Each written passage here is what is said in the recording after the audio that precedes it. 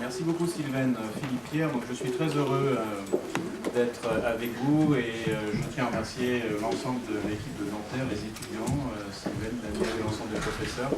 Côté Dauphine, on est très heureux d'être avec vous et de vivre ensemble ce colloque. Alors, tu m'interroges Sylvaine sur la question de l'interculturel. D'un mot, je dirais que c'est la distanciation opportune du regard.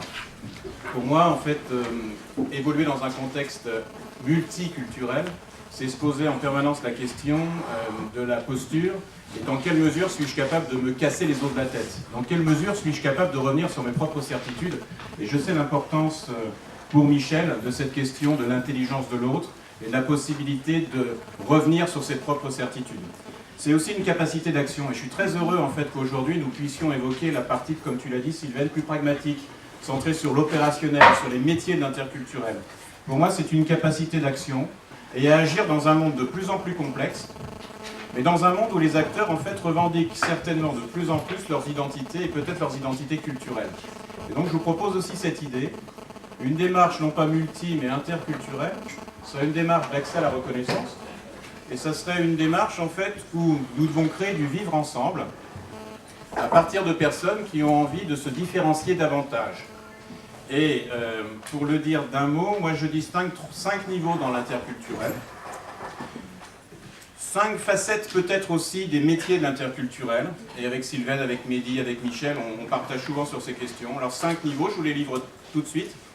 Le premier niveau, et c'est pour moi le plus important, pour moi, rencontrer l'autre en sa différence, c'est d'une certaine manière lutter contre les discriminations. C'est ne pas mettre à l'écart sans le savoir ou ne pas écarter des talents sans le vouloir. C'est pour moi un point très important parce que quand on traite du management interculturel, souvent on traite des cultures nationales et on a parfois tendance à mettre de côté les rapports de pouvoir et les rapports d'inégalité. Pour moi c'est absolument majeur, c'est central et ça anime notre réflexion à Dauphine. Et c'est pour moi le premier point, c'est lutter contre les discriminations. Ça veut dire par exemple veiller à l'accessibilité d'une personne en situation de handicap. Ça veut dire lutter contre les mécanismes d'autocensure qui amènent quelqu'un à ne pas se donner le droit de vivre une promotion.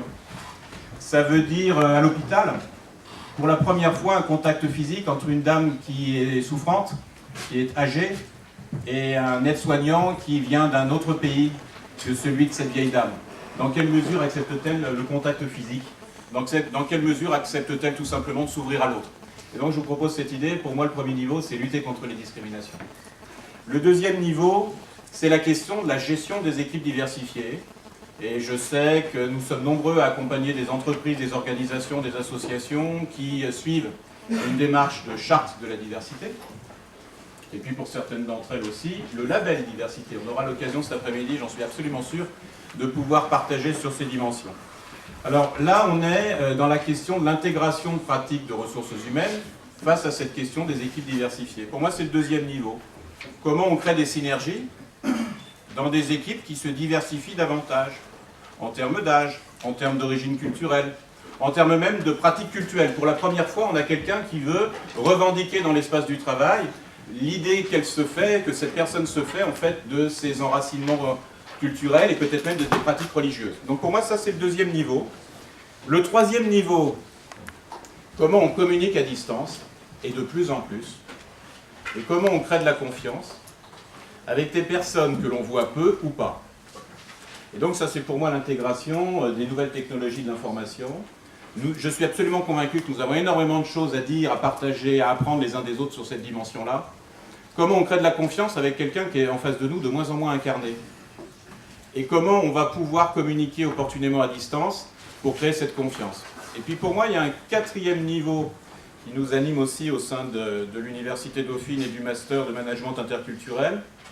C'est comment je pilote d'entité à entité, de pays à pays, parfois même au sein d'une institution supranationale, un projet stratégique qui met en œuvre un grand nombre d'acteurs avec un objectif, la capitalisation des savoirs. Et là, je vous donne un exemple concret sur lequel on travaille beaucoup, comment on crée une université d'entreprise à l'échelle d'une institution supranationale qui a envie de mémoriser les choses et de partager les savoirs. Voilà, je vous propose ces 4 niveaux qui me semblent être d'une certaine manière reliés par une sorte de fil d'or du rapport à l'autre, de l'altérité. Et je me tourne tout de suite vers Mehdi pour enrichir notre regard et puis lui demander, Sylvaine, la même question. Qu'est-ce que pour toi le domaine de l'interculturel ?